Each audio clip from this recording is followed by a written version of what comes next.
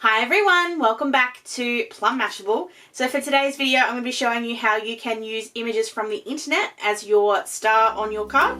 So let's go ahead and get to it. Alright, so if you've been following me on social media, you know that what I do for my nieces and nephews, but for other close kids in my family or friends, I ask them every year for their birthday what they would like. And then that challenges me to do something a bit different. I can't just pick out something from my stash. I've got to make something just for them, so it's something special.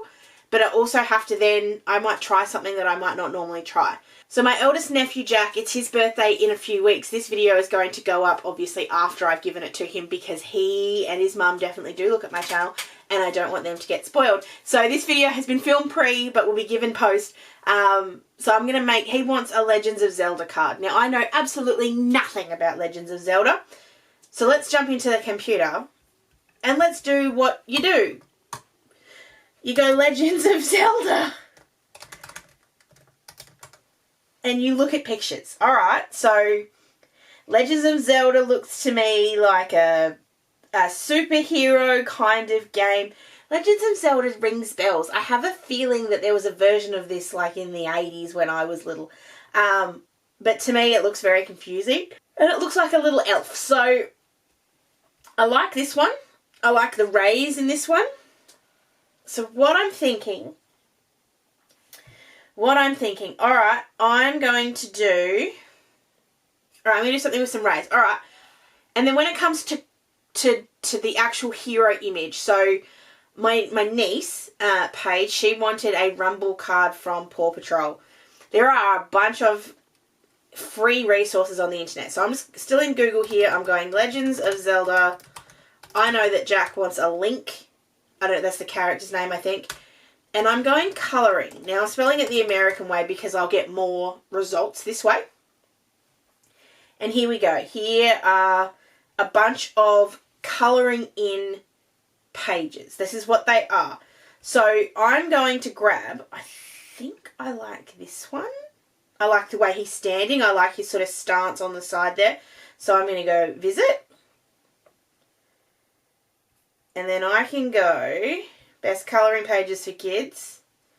There are hundreds of these resources. And as long as you're using them on something for your own personal use, as long as you're not trying to sell these, you will be able to use these with no repercussions. I've never had an issue doing it, so I'm assuming I'm okay. Fingers crossed. So I'm just searching through here and going, righto, where'd that image go? There it is. Okay, so I'm going to click that one. We're going to have all the ads because it's a free thing, so you kind of do. And then I'm going save image to downloads, and then I'm going to open up Photoshop. Now, if you don't have Photoshop, if you only have Word, Word works here too. I have Photoshop, so I'm going to use Photoshop. But Word, Publisher, what's the other one? PowerPoint, anything like that is going to be fine to do here. It really doesn't make a difference. So I'm just going to go New File, and I'm going to turn this into an A4 sheet because to me that makes more sense. And then I'm going to think about how big I want my Zelda man to be. Link. His name is Link. I know this. So I'm grabbing myself, and I have a lot of sort of, not card bases, but just sort of bases I haven't finished yet. And so if I'm sort of thinking I want my card to be roughly this big, so I want my hero image here to be sort of, it's more the height I think for this one. So if I said 12, I think 12 gives me enough sort of room in the background. So I can then go into my downloads and I can do Zelda's colouring for kids pages and push this onto my sheet.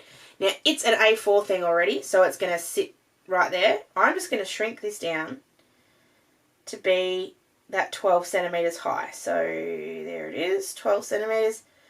It's going to tell me already how wide it's going to be, but it's actually going to be sort of to how big, not how big, but it's going to be slightly different. Now, then I'm going to print this out. If you are concerned about not paper wastage, but if you want to be careful, load this up. Like, put a bunch of different images that you might want to use all at the same time, and that way when you print this, you're not going to waste any. I don't mind, because I will always use up the extra little bits of the Express It blending card, which I'm going to print it on. I'm always going to use bits of that, so it doesn't bother me in the slightest. I am going to print 2 of him, and that's because if I mess one up, it's good to have another. In fact, you know what? Let's go 3, because 3 fits across the top really nicely.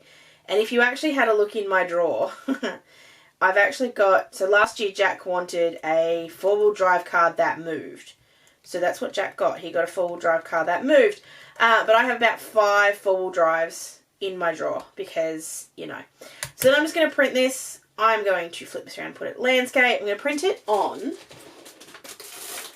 my favourite Express It blending card. I'm going to print it with a laser printer. Printing it with a laser printer means that the ink isn't going to bleed, not going to warp, not warp, it's not the right word, not going to react at all with my alcohol markers. So I can use my Copics with it very, very safely. So I'm going to go ahead and print this, and I'll be right back, and we'll do the colouring. Alright, so back in the real world now, and we have our 3 little links.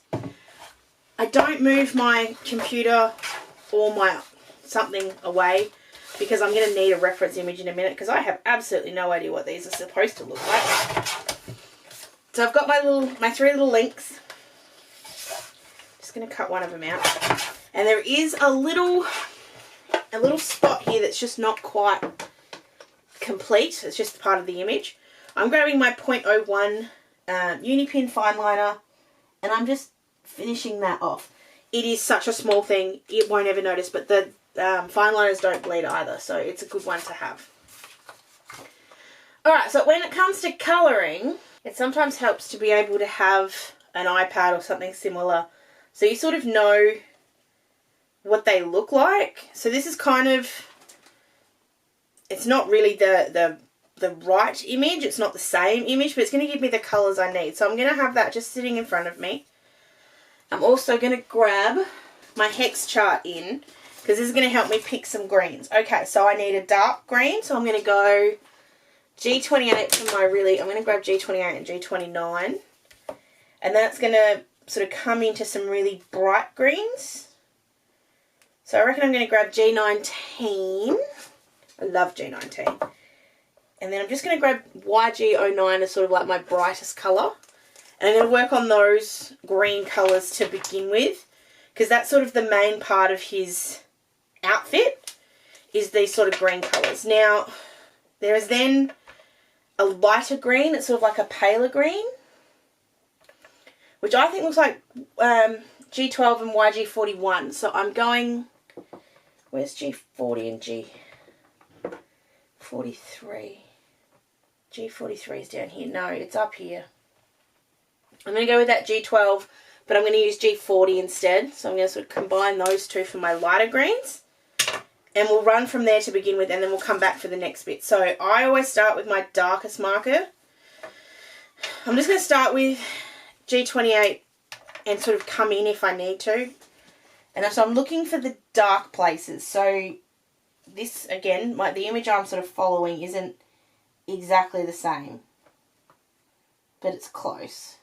So I'm just going to use this to sort of just pick where all the shadows kind of are. So he's going to have shadows under his belt, and some under his arm, and some sort of all around his sort of shoulder thing here. And I'm trying to be careful. I'm being as careful as I can be, because I don't want to have to sort of do this 50 times. Once or twice is enough. And then he does, that is a dark collar. Okay, so I'm also going to come just around his collar. Alright, so that's G28. Coming in then with that G19, and we're just sort of going to blend it a little. We're going to come around the side here and work out the neck sort of bit. Oh yeah. Now I have messed up a couple of times here, but because we're going to go over this, not over this, but can't talk and colour at the same time. That will be brown, so I will get away with that a little bit if I'm messing that part up. I just need to make sure I stay in the lines. So I'm going to shush and just colour this in, because otherwise I'm not going to be able to concentrate. What I'm going to do after I've sort of blended this next sort of layer in is come in with like a highlight in the middle, and that's what that YG09 is. It's the highlight spot. So I'm leaving the middle bit, I guess is the right word, where the most amount of light would hit is going to be where that sort of bright green's going to be.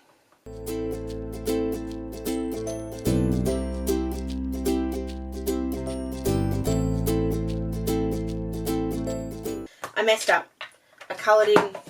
The image I had really wasn't the right one, because I couldn't see that he was wearing something underneath where that was. I'm using the exact same colours. I'm now just sort of looking at this image instead. It's a costume as opposed to the actual kind of thing, but the same rules apply. I'm just going to bring in a bit of silver for this sort of under, oh that was close, under skirt kind of thing. So that's just going to be no it's not, it's going to be N1 and N3 and N5. So exactly the same, but I'm just bringing in those extra colours.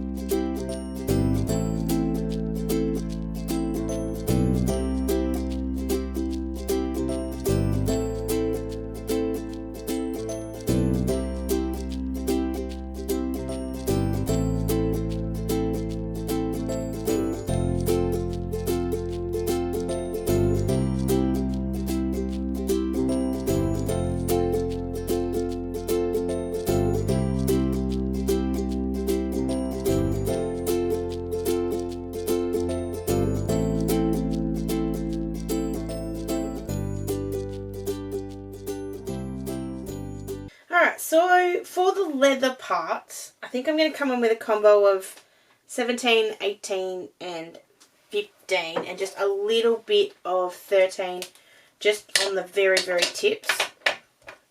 I can't quite work out from my image if there's gold on his gloves, so I'm just going with this and we'll see sort of what happens. Sometimes he's got gloves and sometimes he doesn't, so it's hard to tell.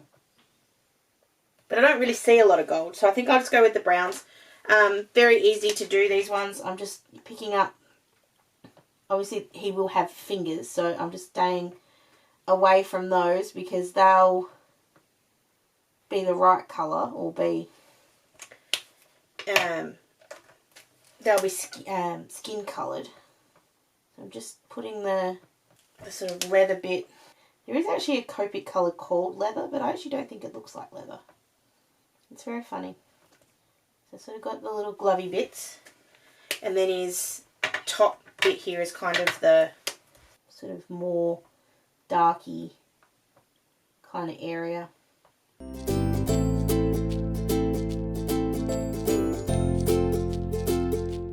I'm actually going to go just a little bit off script, and I'm going to make this gold. I just want it to be gold. So this is my gold combination. It's Y28, which is called Line It Gold, and it's probably the sort of less goldy colour than, even though it looks gold, than my mustard, which is Y26. To me, this is the colour that looks like gold, but I use the Y28 to kind of put in those shadows and put in something darker. And then you can sort of see the shadows there, so it kind of looks a bit darker.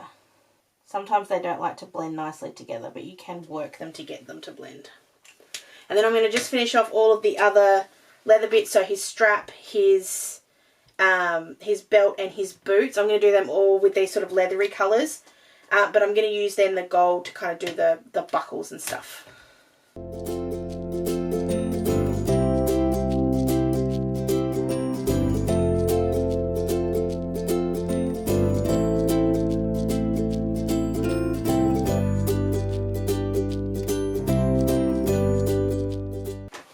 So I just want to show you one little trick, and it's hard to see because you guys are zoomed out quite so far.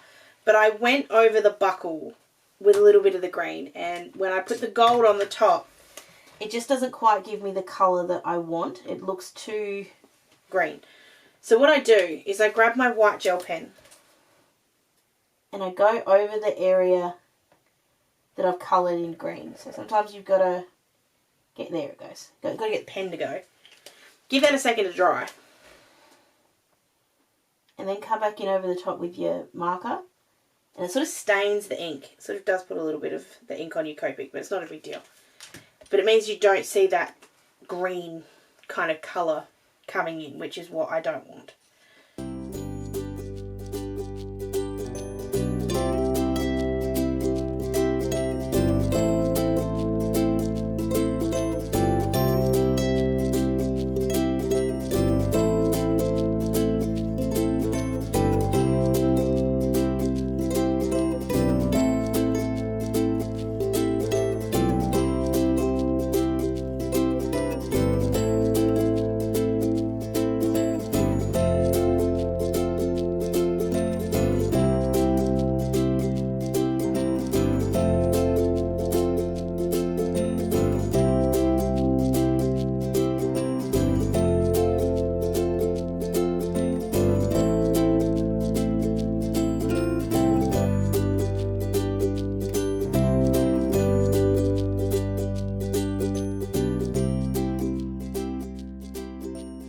Alrighty, there's my little, what do we call him? What's his name again? Link. I don't know if it's just me. When I think of Link from Hairspray. So, you know, I'm a whole different generation here. So I'm just going to add in a couple of white highlights just to kind of finish him off.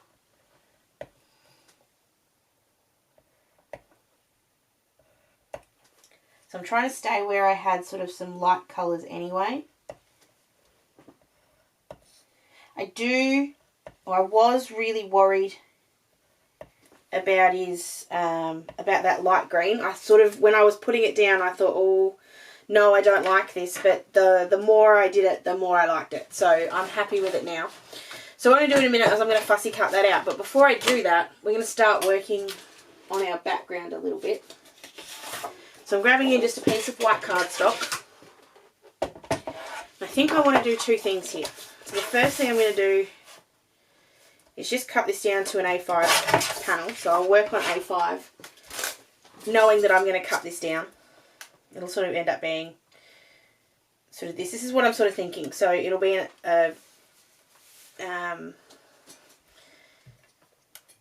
maybe I do need to cut him out first. Right, hold on. Alright, there's my little man. And I like the idea of him sitting on there. I want to add some gold stars to this. What I'm trying to work out is how I do. I think I want this to be yellow, but then I don't want it to be a white background. So I'm trying to work out if I layer them on top of each other, if I use like a green piece of paper to start with. I don't even know if green's the right choice. Alright.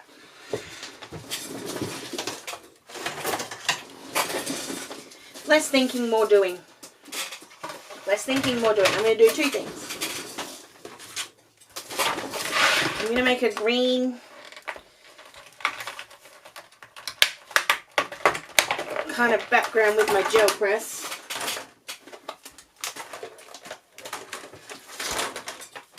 And then after that I'll put some of the yellow on there. So grabbing the gel press first. Now stick with my lighter kind of green colours, so shabby shutters and peel paint. Sort of squishing that on there. I'll grab my brayer in a second.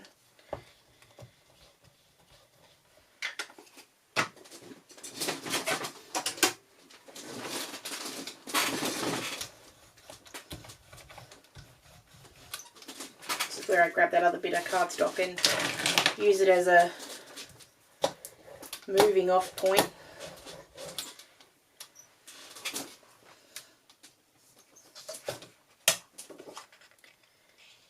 I'm not worried if this isn't perfectly in the middle because it doesn't need to be. Because remember that stencil's going to go down over the top anyway. So I'm just picking up some more colour. Oh, I like that. And I'm just going to come in. I think this is going to mess it up. Yeah, it will. It's too bright. Just a little bit more shabby shutters on top, just on its own.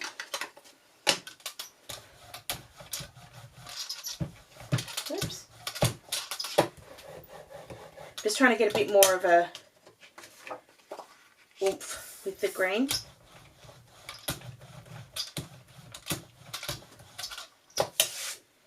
Oh yeah, that's what I wanted. Perfect.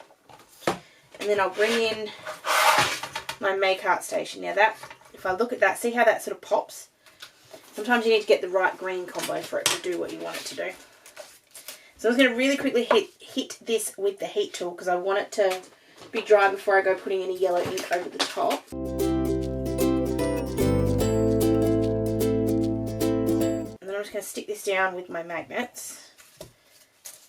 And then come over the top here with the rays. I am very scared that this is going to look silly, but I'm going to give it a go. It's going to be mustard seed because to me that's the goldest of it, of my inks.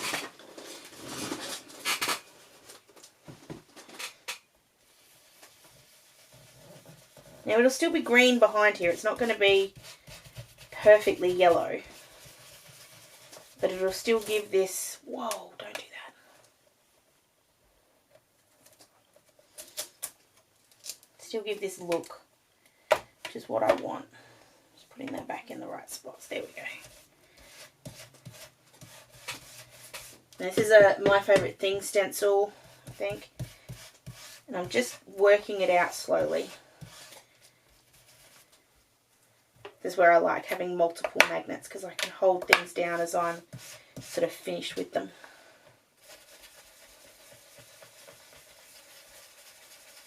And the good thing about oxides is that it will sit on top. So it won't mix with the green that's already there. It'll sit on top of it.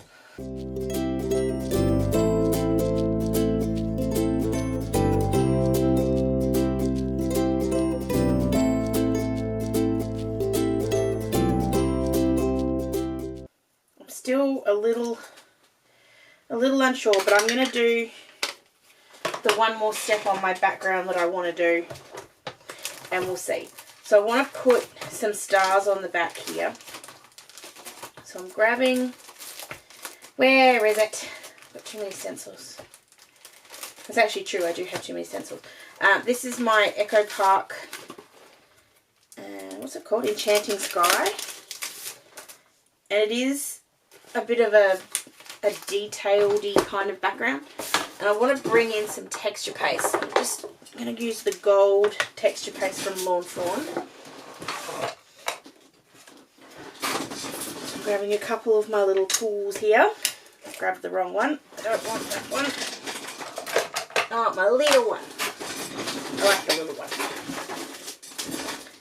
So, in to the texture paste, spreading it out along the top first with the little one, and then I just sort of, whatever's on there. Then I grab this one. I don't know what this one's called. I don't know what the shape of it is or what it is, but it works brilliantly. It's just perfect for dragging along here. Doesn't matter if you get on the edge because we're going to cut this panel down anyway, so might as well sort of go all over. I'm just making sure it's everywhere. And once I'm sure it is, I'll put the excess back because it didn't get contaminated with anything or mixed with any ink, so it's fine to go straight back in its container. And then I'm going to go and dry off everything. I'm going to pull this out, hold on, we'll have a look at it first. Then I'm going to go wash everything, clean everything. When I come back, this is going to be dry because I'm going to leave this. And then we can continue sort of finishing this off. So let's have a look at this first. This is a good way to leave it for a bit. Oh yeah. I didn't think it would work. I thought it would look silly. It doesn't. That gold is amazing. I love this tea. I was so on the fence with the Lawn Fawn stencil paste. I thought, nah, don't need it. I've got every colour you could possibly need. This gold is amazing, and it's a very yellow gold, and I feel like it really does pick up the gold that's in my link. So yeah, I'm very happy with it. Like I said, I'm going to let that dry. I'm going to let it dry naturally. I'm going to take a little pause, and we'll come back and we'll finish the card. Alright, so my background is all done, and I love it. I just love the way that the light hits that gold paste. So good. So then I'm just going to bring in, before I cut this out, I'm just going to bring in the little, what was his name again? I've forgotten. And I'm just going to get rid of some of this white in between. I just don't like the way it sits. Link, that's his name. I knew what it was. I just don't like the way it sits behind, like on the background. So I'm just trimming it out. Whenever I go with a knife, I just go really slowly. Just trying not to cut anywhere too much, too fast, too hard. Just trimming out that middle bit. There we go, that looks better. I'm also just going to do this little bit in here as well. While I've got the knife out, I might as well. This one's a bit harder because it's a smaller area, but it actually worked really well. Woohoo! Okay, so I have my background and I have my link. From here I need to cut a panel. So I've got my stitch rectangles, sorry, these are my Uniquely Creative ones. And I'm just trying to decide if I want to cut the really big one. No, I don't. I know I don't. I want to cut the medium one. And where I want to cut that from. So if I want it right in the middle, if I want it slightly to the left, slightly to the right. So if I go all the way over, I can put it sort of here, and then it looks like the rays are coming out from behind him. So I think that's where I want to do it. Just grabbing a little bit of washi tape just to hold this still while it runs through the die cut machine.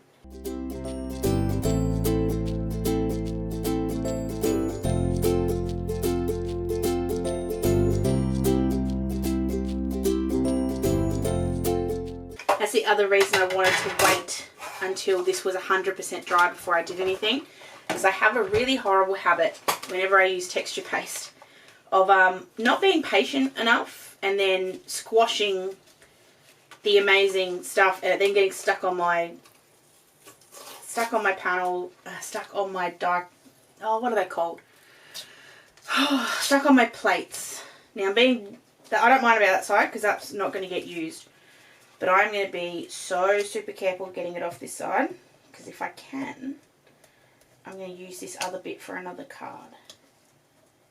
I'm just pulling that up very gently. Woohoo! No damage. And I have my card base. Alright. So pop that out.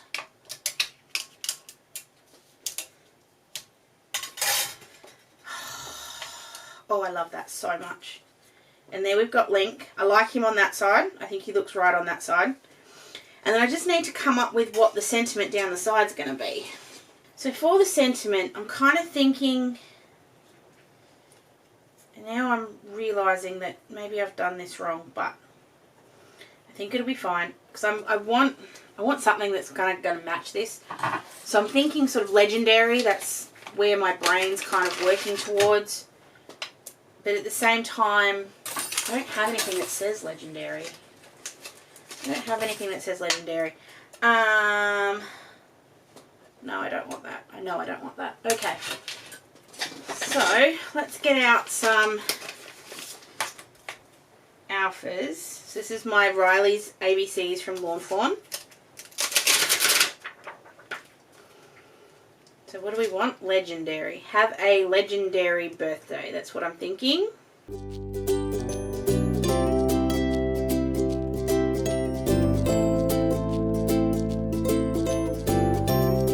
And if I do that in gold, on a bit of green.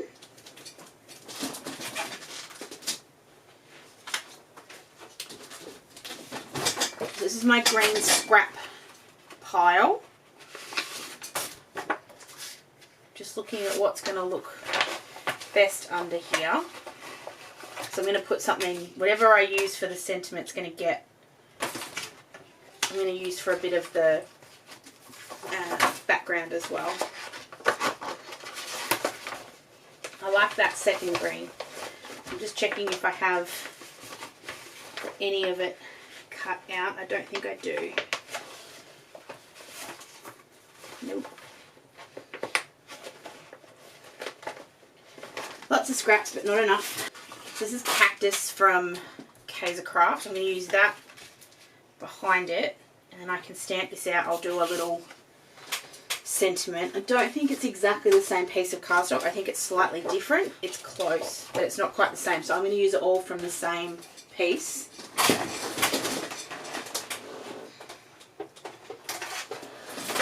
So we'll cut out just enough to make our backdrop. Not stressing out because I can fix that afterwards.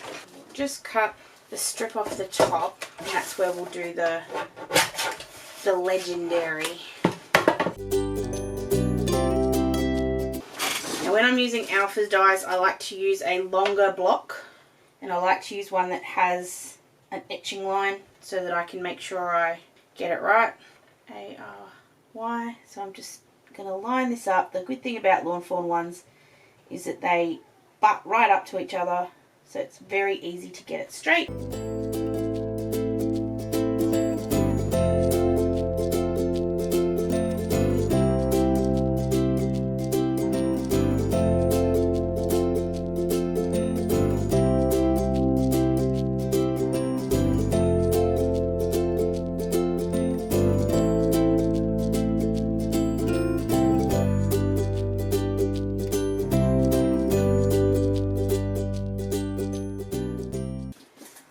Before I stamp this out, I am going to do just a tester just to make sure that I like the way it's spaced, that I like the way it looks. So I always do that with black. See, I knew I did it because I spelled it wrong. And this is the other reason you do it, so you make sure you spell things wrong. Spell things right. Boy.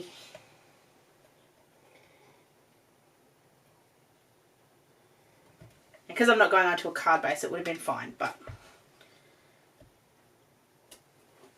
Legendary. Yes. Okay. So I'm going to do two things. I'm also going to grab, this is Offset Sane's birthday, sorry. And it's going to go, it's going to say, have a, if I can find it. No, I don't have a. I've got wishing you a happy birthday. Alright, we'll also grab this one. This is Coaster Critters. And this has got a have a birthday, so it's going to be have a legendary birthday. So I'm going to do the have a birthday in black. Actually, you know what? Let's do it all in the same thing. Now I can't go long because it won't fit on the card.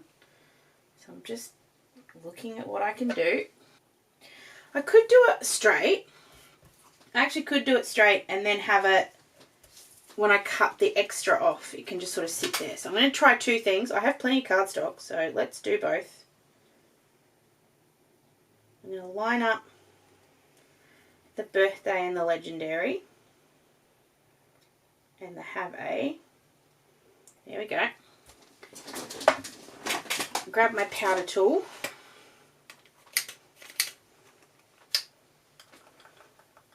All over my cardstock.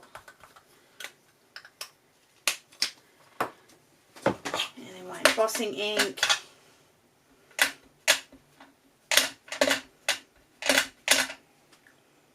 And I'm lining this up kind of on the bottom so that I've got something straight. I just lifted that up, so I'm interested to see if it, yeah, it did. I knew it would. I wiggled when I did it, so that's on me. Try it again. Sometimes it's easy to go that way.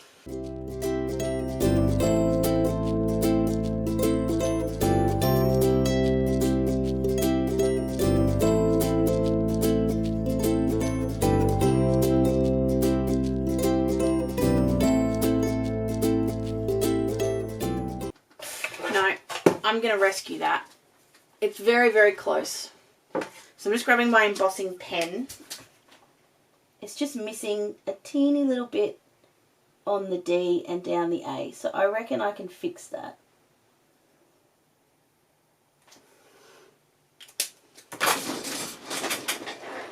And we're going to do this with some gold embossing powder. This is my Brutus Monroe Gold Sparkle. I just love the way this looks. Looks a bit much on when you do it like this, but when you actually get it heated, it looks lovely. And that actually has worked really well.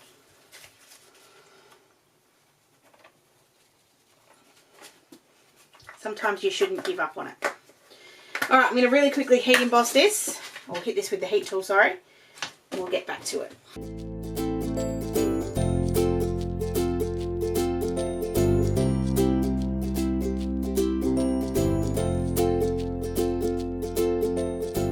Hooray! It worked. Alright.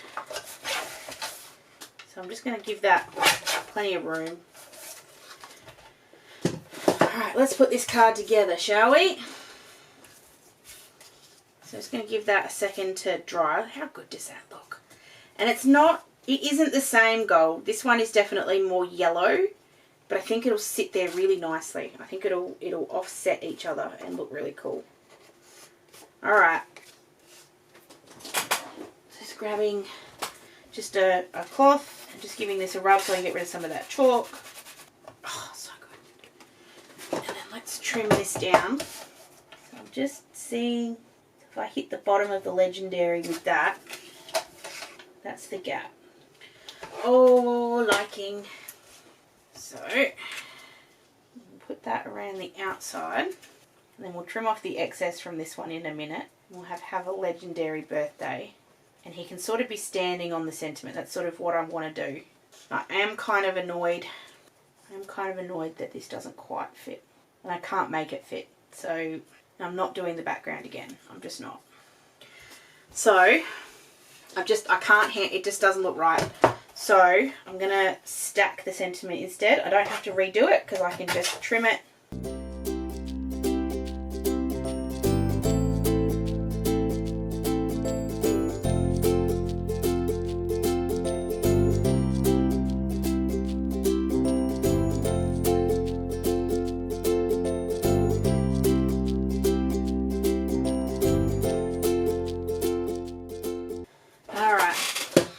Still go around the outside with this green so it all sort of ties in together.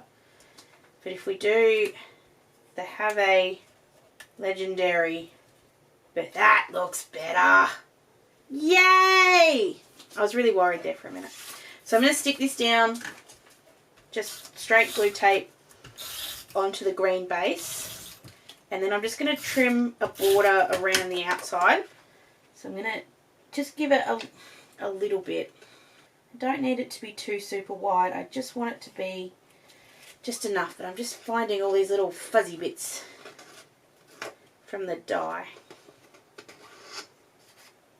Just try not to give myself a paper cut while I do it.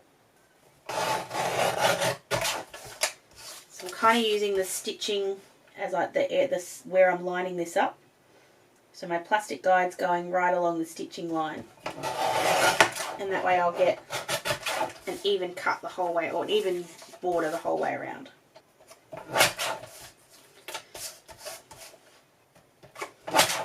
Here we go.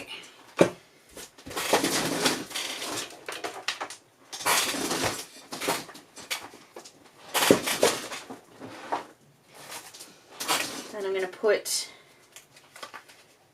all of this up on some foam squares. Actually, I'll do squares for length, but I'll do tape for the other. So these are just uniquely creative foam squares. I love these at the moment. And that way if I use a different foam square or different foam tape for the sentiment, they'll be at different heights, which will be good. Have a little bit of differentiation there.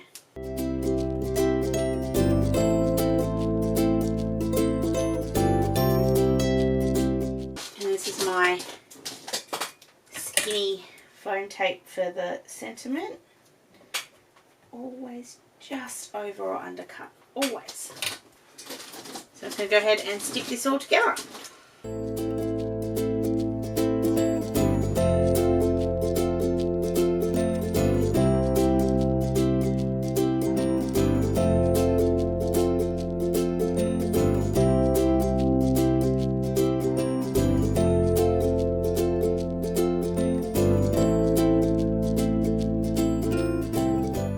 So I did still have to do a little bit of it sticking off the side, but I still think that looks okay. I'm not worried about that. So then I just need to stick this onto a card base. So I always keep pieces of scrap. So this might have been a not a base I used, but like a piece of paper that I was going to use on another base.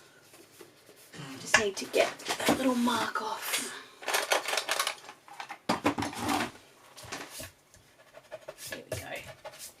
Usually it's just a tinsy-wincy little thing.